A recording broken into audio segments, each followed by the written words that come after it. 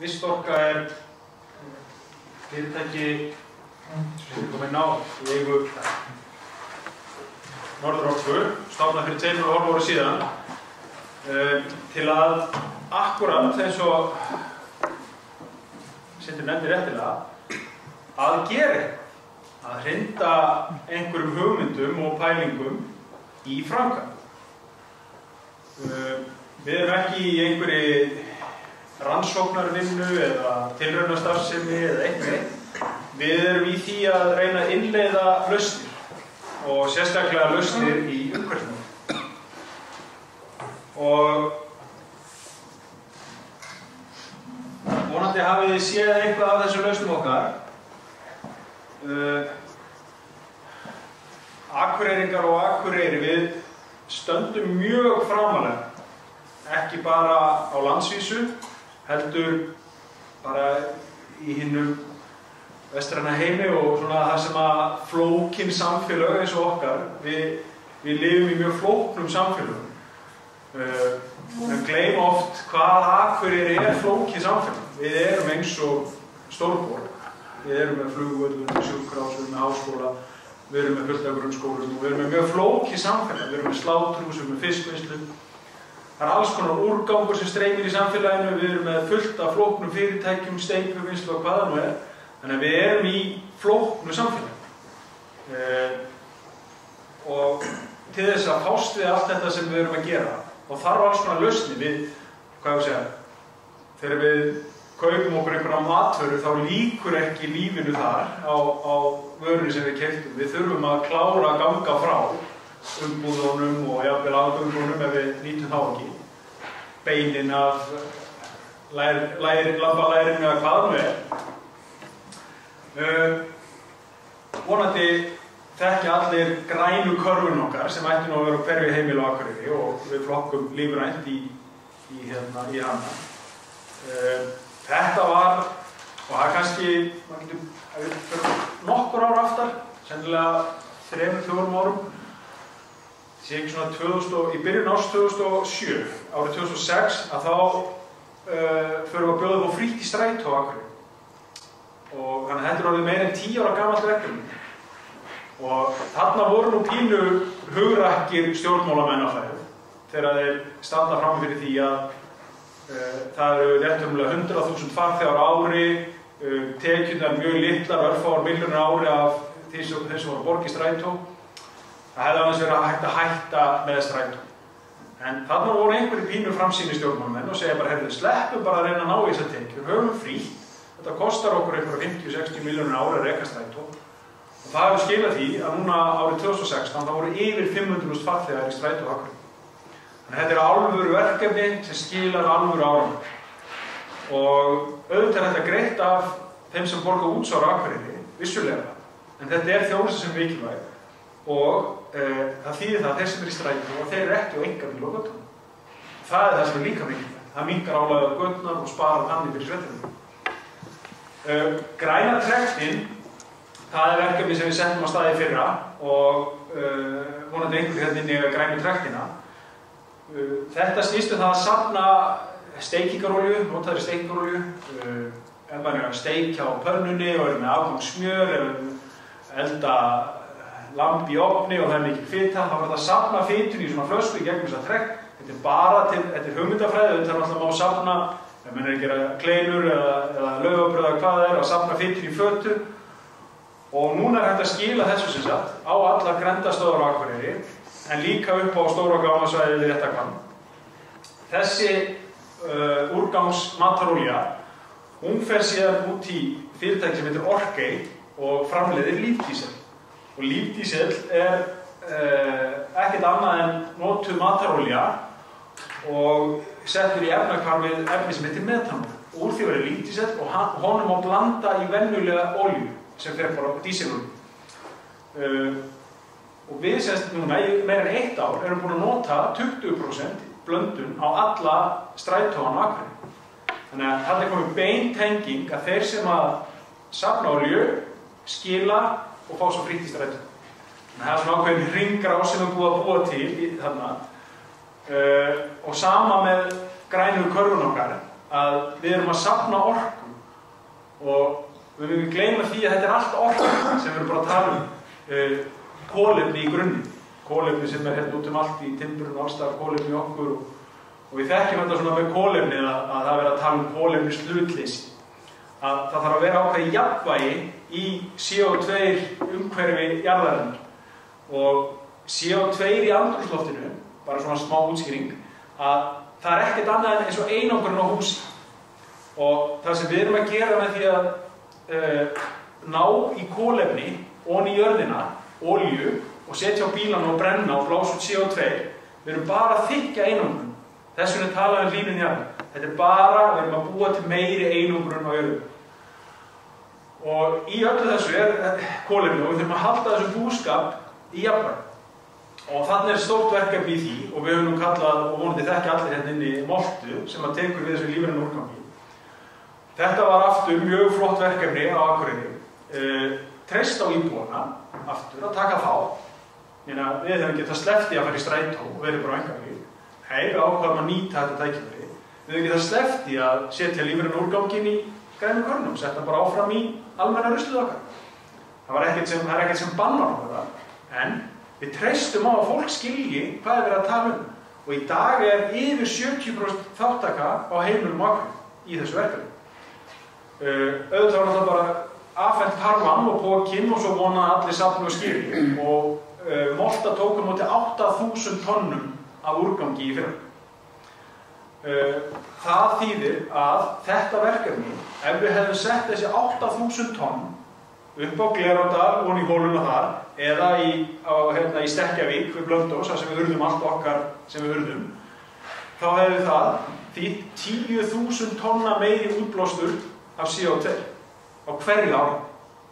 Þannig að þetta höfum við sagt að Molta, jarðgerðarstöðin okkar hérna í Efriði, þetta okkar stóra umhverfishetja. Þetta alvöru verkefni sem að setja eitthvað inn í kerfið.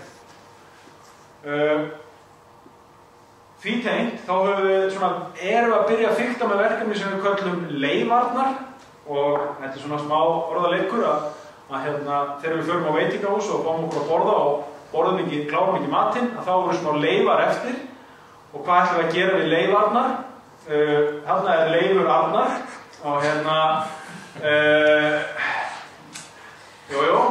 þetta er svona box sem út úr sykureyr og úrgangur í rauninni, það sagt, og í framleiðslunni myndast ákveðið úrgangsefni og það notað í þessi box og þetta eru lífræn box og ef við förum til þess á bautan og fáum okkur að borða og klárum ekki matinn, þá getum við fengið svona box og svo ferum maður með heim, klára matinn og svo hendur maður boxinu og því sem í grænum körfum. Þetta má fara í Moltu gerð. Og það eru veitingastæðir hérna í bænum sem eru mikið að vinna í þessum málum, Serrano, Lemon og fleiri, fullt af stöðum sem eru að vinna í þess átt. Þeir ætla að laga sínar vörur þannig að það geti orðið alltaf svona. Drykkjarglös og annað, hnífapör jafnvel. Og ég er bara virkilega ánægður með að sjá að hérna engar fernur og engin pappamál. Hér bara engar einnota vörur. Nú síðan náttúrulega bærinn búinn að samþykkja það að verða plastpokalaus bær. Þannig að það alltaf fleygi ferð bæði af hálfu bæjarins og náttúrulega íbúanna líka að taka þátt í þessu og verið þess átt.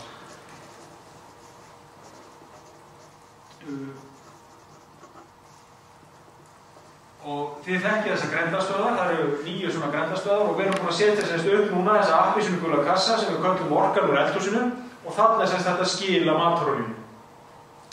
Ég er búin að vera með þessa grænu trekt heimi hjá mér í rúmt ár. Ég er ekki með stóra fjölskyldu og ég er svona 2 lítra maður á ári. Þannig að hann ekki meira það. Ég veit að ein stór fjölskylda sem ég þekki sem er 4 börn og lítil og mikið eldað heima og svona, að þau eru með hátt í 6 lítra á ári. Þannig að þetta er ekki stóra magnið, en það sem er mikilvægt í þessu að þá fer þetta ekki í fráveitu. Þetta fer ekki í einhvern annan farveg, þetta fer í endurvinnslu og endurnýting. Þannig að þetta er svona, við getum sagt, og svo náttúrulega plús það að þetta skiptir, þetta er tvíþætt eða þríþætt pluss að við erum þá ekki að flytja inn olíu til að brenna. Við notum þá úrganginn okkar og brennum honum. Það er þessi samherjar að brenna þessu á skipum og sér, Við erum að brenna þessu lífdísli út í Grímsey og við erum að prófa það í orkuframleiðsluna þar. Eins og ég segi á Strætó líka og við höfum verið að prófa þetta víðar. Við höfum verið að dreifa í grunnskólana svona plakati þar sem við erum að útskýra hvað þetta þýðir. Að ef ég tek bara dæmi þarna með grænu körfuna þá erum við að útskýra að við erum alltaf að taka umhverfis ákvarðanir. Ef við stöndum með bananahýðið og ef við að setja í grænu körfuna, ef við að setja í almenna ruslið, bara sú ákvörðun, þetta er umhverfis ákvörðun. 1 kíló sem við setjum í grænu körfuna minnkar útblástur 1,2 kíló af CO2. Þannig að þetta skiptir máli. Og saman náttúrulega með að nota strætó, sérstaklega málmar, að það er náttúrulega gríðarlega óumhverfisvænt að sækja málma. Þannig að þegar við erum búin að sækja málmi í eitt skipti þá erum við að nota hann eins oft og við getum. Og 1 kíló af málmi sem er endurinn minnkar útblástur af CO2 9 kíló. Þannig að það eru alvöru umhverfisáhrif.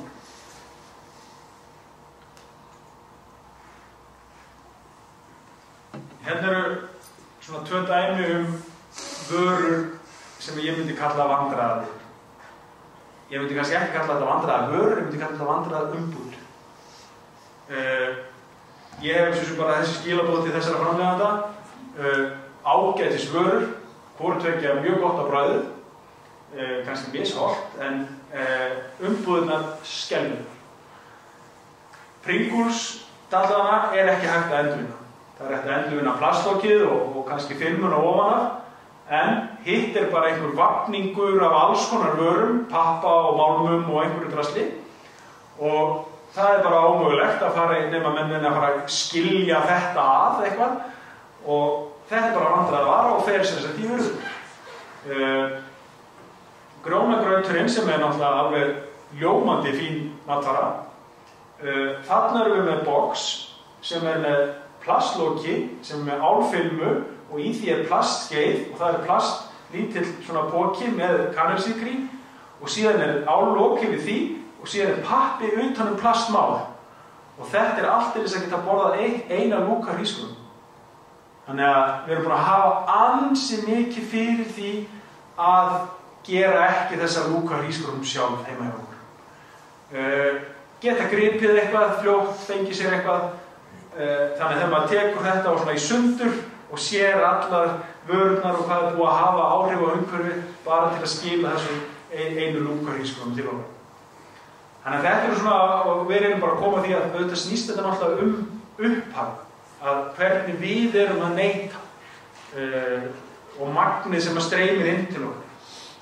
Og það er kannski skýrt dæmi hérna, sést ekki mikið á glærunum hérna, en hérna erum við komin í textílinn, fötin okkar.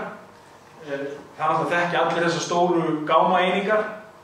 Á síðasta ári fóru 13 svona gámar frá Akureyri fullir af fötum. Vörur sem við bara getum ekki notað. Það er búið að reyna að koma út hjá Rauða krossinum og annað. Þetta er rúmlega 1 gámur á mánuði frá Akureyri. Þannig að ímyndu ykkur magnið sem kemur inn á hverju ári. Þannig að við erum svona að ofnota og þess vegna erum við að tala um það. Við erum að kaupa okkur frekar vandaðari vörur þó að séu dýrari og láta þær endast. Og nýta. Og við erum verið að leika okkur stundum þegar við erum að hitta börn í grunnskólum og við reynum að fara víða bæinn og hitt flesta grunnskólana, vinnuskólan og svo tókum við þátt í vísindaskóla háskólans. Og eitt sem við gerum alltaf með börnunum að það er að biðja að skoða á miðan á fötunum sínum. Hvaðan koma fötin? Tævan, Bangladesh, Hong Kong, Indlandi, Kína. Og svo spyrjum, hafið þið komið til einhverja á þessu landa? Þekkið einhvern frá Bangladesh, Sri Lanka eða einhverstað? Nei. Þannig að við erum rosalega svona ómeðvituð hvað við erum að gera, hvað áhrif við erum að hafa einhverstaðar annars þar í heiminum. Jú, Ísland er mjög umhverfisvænt og grænt og annað, en þegar við kaupum okkur tölvu eða síma, þá erum við að valda útblæstri í Kína. Það er okkar ákvörðun að valda útblæstri annars þar. Þannig að við þurfum að hugsa mjög mikið okkar neyslu, þó okkar land séu við grænt og hreint.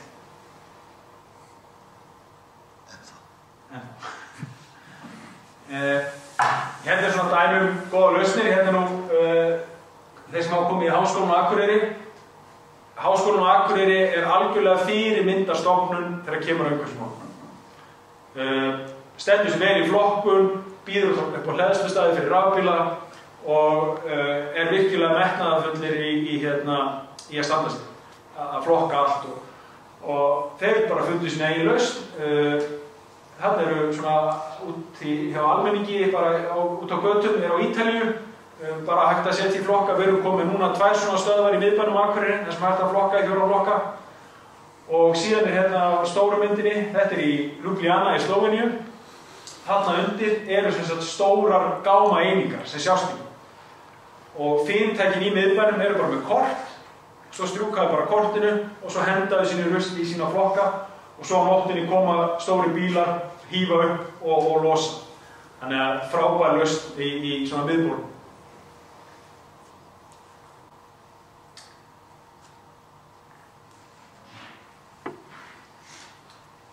Ég svona reyna að orða það þannig Vistorku að okkar hlutverk að reyna að láta aðstæður verða þannig á Akureyri að það hafi engin afsögn. Að það get ekki sagt það er svo erfitt að flokka þessa olíu, maður veit ekkert hvað maður á að setja hann. Jú, við erum með grænu trektinu og þú skilur svo græntastöð. Það er svo erfitt að vera á rafbíl og maður veit ekkert hvernig maður á að hlaða hana. Jú, það eru 5 hleðslustöðvar á Akureyri. Það geta allir hlaðið, sem að svona flest allir hlaðið heima hjá sér, eða við erum að vinna í því að koma þessu upp á vinnustöðum. En eins og ég segi, það geta allir hlaðið einhvers staðar í bænum. Metan, það er ekki hægt að kaupa metanbíl, það ódýrstu bílarnir eru metanbílar. Við erum farin að framleiða metan, búin að gera það í 3 ára, úr gömlu ruslahaugunum. Og eins og við sjáum, það eru allar gerðir til að metanbílum. Bara til útskýringar að því að ríkið sem sagt greiðir niður, eða með ívilun greiðir ekki niður, heldur sem sagt sleppir álögum á metan og rafmagnsbíla. Ef þið kaupið ykkur rafmagnsbíl sem er bara rafmagnsbíl, að þá upp ákveðinu upphæð, þá hefur tekið ríkið engar tekjur á. Engin virðisauki, engin toll af henni. Þannig að þeir fái bílinn í hendurnar eins og hann nánast kostar frá verksmiðju. Og í metaninu þá eru afslættir, þannig eins og þið sjá þennan litla bíl, Golfinn, Volkswagen Golf, að hann er með metantank og það sem er gert að Volkswagen þeir taka varadekkið úr og setja metantank í staðinn. Allir þessir fólksbílar eru sem sagt með bensíntank líka. Þannig að þó að menn komist aldrei í metan, að þá ættu þeir að kaupa þennan bíl, að því að sem sagt, bensínbílinn, hann er í 400.000 krónum dýrari. Þess að ef maður kaupir sér bensín, svona Golf, það eina sem hann er dýrari og ekki með metantank. Þannig að maður borgar í 400.000 krónum fyrir það að fá ekki metantank. Þannig að þetta er pínu glóruvist. En þetta er okkar eigin orka, eins og ég segi, við erum að framleiða á gömlu ruslahaugunum, áratugi hendur við Akureyringar öll upp á Glerárdal, hrúuðum þessu, reynir svo í rauninni heppilegt fyrir okkur að því við erum að nýta þetta í dag. Á strætó, það er búið ákveða að kaupa 2 svona strætó í viðbót. Við erum hérna með ferliþjónustubíla, þessar grænur sem þið þekkjum örugglega rútandi um bæinn. Við erum með 4 svona, þeir eru allir á metani, við möttum fá metan á næsta ári, það verður síðast í svoleiðis í kerfið. Og þannig að þá verðum við komið með 3 stóra strætó, alla á metani og 4 svona græna, alla á metani. Okkar eigin metani af gamla ruslinu sem var hendið upp á Glerárdal, gömlu kóktelettunum og allt því sem við kláruðum ekki. Við það að skipta öllum þessum ferliþjónustubílum, þessum grænu bílum, yfir á metan, og spörum við á Akureyri sem samsvarar rekstri á einu bíl. Af því að metanið er rúmlega 30% ódýrara en bensín. Þannig að þetta er alvöru verkefni, svo náttúrulega rafmagnsbílarnir, Norðorka með þennan bíl þarna, svona Nissan Leaf, og þetta er það sem er að gerast. Það eru 70 metanbílar á Akureyri, það eru 230 rafmagnsbílar, það eru 230 bílar sem geta stungið í samband á Akureyri. Þetta mun fjölga mjög hratt og við erum að spá því að rafmagnsbílinn verður svona eins og með túbuskjáinn, eða flatskjáinn í rauninni, að hann verður svona flatskjáinn okkar, að bara allt í einu hætti fólk að fara til búð og kaupa sér túnfiskskjá. Það er bara 2024, hver alltaf langt út í búð og kaupa sér bensín. Það er bara, þetta er einhvern veginn í hug, sko. Það verður komin alls konar rafmagnsbílar.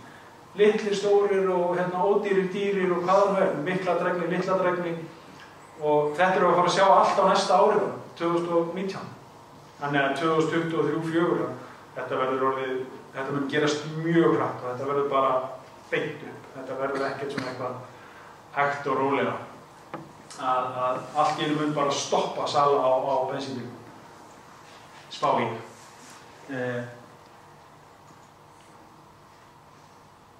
Svo kannski bara aðeins ef þið viljið fræðast meira að þá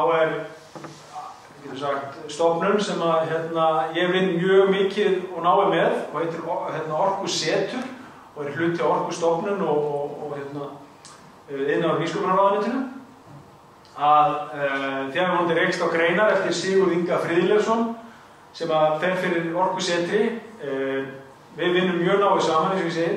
Hann rekur þessa síðu, orkusetur.is. Þar mikið af upplýsingum samgöngur og orku. Hann með reiknivélar til dæmis og það hægt að slá inn bílnúmer og bera saman, sjá útblástur, mismunandi tegunda bílum. Þannig að þetta mjög fróðleg síða, getur við sagt. Síðan Sorpa, við erum alltaf ekki alveg með sama kerfi á Akureyri og í Reykjavík eða höfuðborgarsvæðinu.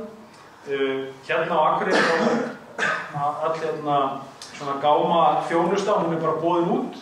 Það eru tvö svona stór fyrirtæki, Íslenska gámafélag og gámaþjónustan, sem þjónusta það, en höfuðborgin náttúrulega rekur Sorpu, sem svona sameiginlegt sorpsamlag höfuðborgarsvæðisins. Og þannig að þeir eru svolítið með aðra nálgun heldur við. En Sorpa rekur mjög öflugan upplýsingar og þetta svona dæmi af efnum hana og þetta bara allir flokkanir sem hægt að fara eftir á gámastöðunum þeirra og ef maður ýtir á takkana þá fær maður meiri lýsingu á því hvað á að fara á hvern stað og þeir eru meira sem svona leitarstreng og það bara að slá inn hvað getum við sagt gallabuxur þá kemur bara í hvaða gáma átt að setja þær og ljósaperur, raftæki og allt þetta, þannig að mjög öflugur upplýsingarvegur. Og síðan svona loka glæran með mér að við höfum verið að kynna þetta fyrir fyrirtækjum, íbúum og þetta óskaplega einföld skref og það er ekki að ganga svo langt að segja að þetta getur orðið eitthvað boðorð, en þetta eru einföld skref og flestir að taka mörg þeirra. Við erum að flokka svona, flest okkar. Hvort sem það heitir fernur eða plast eða gler eða hvaðan með. Við erum að flokka lífrænum úrgang. Vonandi, við erum alltaf búin að deila út yfir 3000 grænum trektum. Það eru 7500 heimili á Akureyri. Þannig að við teljum að það sé komið græn trekt á meirinn helmingin af heimilunum. Svona vonandi, hér bíl sko. Grænstæði, við erum að vonandi að fara að fjölga grænum stæðum í miðbænum. Það eru 2 þar núna. Þetta eru semst fyrir þá sem eru á metani eða rafmagni.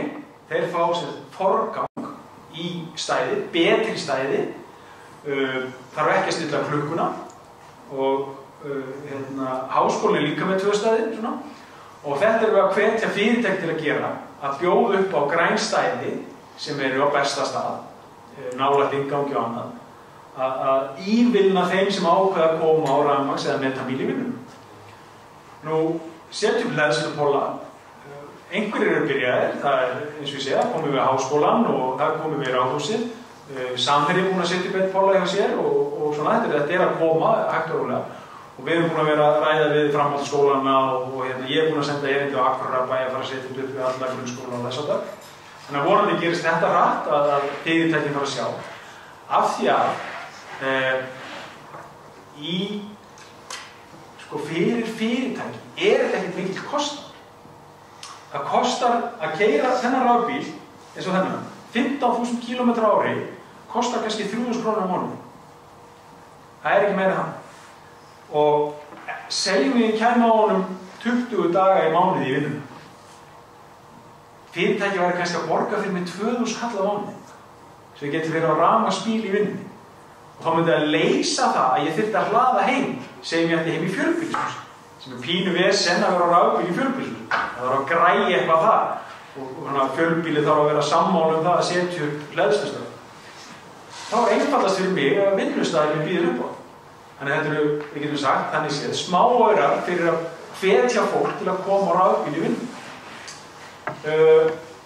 Samgöngustyrkur sem að tengist aftur þessu að bjóða, þetta er skattamál.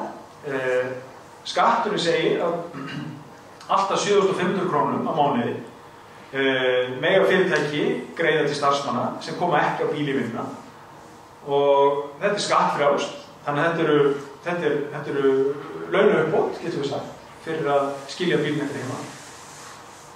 Og aðstæða fyrir reiðhjól, það er náttúrulega bara eitthvað sem er mikilvægt. Ég sjálfur keypti mér rafmagnshjól fyrir rúmu hálfu ári síðan og ég hef bara orðað einfaldlega þannig að það er eitthvað sem ég sé eftir í lífinu þar að hafa ekki fengið mér rafmagnshjól fyrir.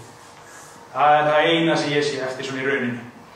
Þetta er það mesta snilld sem ég hef upplifað. Ég er búinn að fara hátt í 1000 kílómetra á hjólinu á 6 mánuðum. Ég fer nánast eingöngu á rafmagnshjól. Við fórum í svona verkefni hjá Norðurorku, keyptum 20 rafhlöður, algjörlega búið að slá í gegn. Við erum að sjá að þetta er svona 10 til 12 sem að ferðast allt árið, þess að eru núna í mestu vetrarhörpunum, en vonandi svona bætast inn í hópinn líka og við sjáum að það er að aukast áhuginn að þessu. Þetta er fyrir okkur Akureyringa, er þetta algjör snill. Ég fór daginn upp í Norðurorku, þetta er náttúrulega svona pínu brekka og allt það, þetta léttum að, það að vera á rafhjóli er eins og að hjóla alltaf á jafnsnið. Það er eina sem það gerir. Þetta er bara eins og að hjóla alltaf í Danmörku. Við breytum Akureyri í Kaupmannahöfn. Það er það sem það gerist. Og ég fór daginn, var í vinnunum í Norðurorku, hjólaði í bæ, í hádegismat og hjólaði aftur upp undir fyrir einn. Tók enga stund og tók aldrei á, ég svitnaði ekki. Þannig að ég reyndi alltaf viðurkenna, ég stilti á turbo, þannig að það hjálpaði mér mjög mikið, sko, en á móti kemur að maður bara hikar ekki. Maður hikar ekki við að ferðast. Og þetta kemur ekki í staðinn fyrir hjólið mitt, þetta kemur í staðinn fyrir bílinn. Og hjólið mitt stendur ennþá og ég fer á því þegar ég fer út að hjóla. Það er allt annað verkfæri. Og við erum að hvetja aðila til að setja upp góða aðstöðu fyrir hjól, rafhjól og annað. Þegar ég kemur úr vinnunni þá vil ég hjólið mitt sé þurrt, fyrir góða aðstöðu, skýl yfir og því að það getur verið búið að snjóa eða blása eða hvað veit ég við daginn, þannig að maður vil hafa þetta góða aðstöðu og ég hef séð til dæmis eins og Advania fyrirtæki niður á Eyri, þeir eru með flottan skúr bakvið hjá sér, búin að byggja alveg yfir hjólinn. Þetta er ekkert mál og bara menn hugsa það að bílastæði kostar 1,5 milljón bara fyrir einn bíl. Þannig að það má gera pínu fyrir hjólinn. Og svo bara þetta að lokum að þegar mann skipta næstu bíl, það er enginn að segja að allir eiga rúkúðnur og kaupa sér rafbíl eða nýorkubíl. Þannig að næsti bíl verður að vera nýorkubíl af því að þeir bílar sem koma inn í dag, bíl sem er keyptur í dag á Íslandi, hann er það sem við kallum Parísarbíl. Hann verður hér þegar Parísarsamkomulagið skellur á okkur 2030. Þannig að hann verður hér að brenna olíu 2031. Þannig að gríðarlega mikilvægt að næsti bíl verði rafmagn eða með þetta. Takk fyrir mig.